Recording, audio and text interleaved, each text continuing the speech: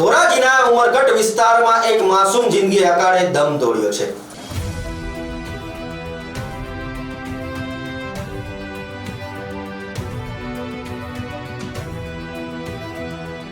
માત્ર 14 વર્ષની તરુણીએ ગળાફાંસો ખાઈ આત્મહત્યા કરી લેતા સમગ્ર પંથકમાં ચકચાર મચી ગઈ છે.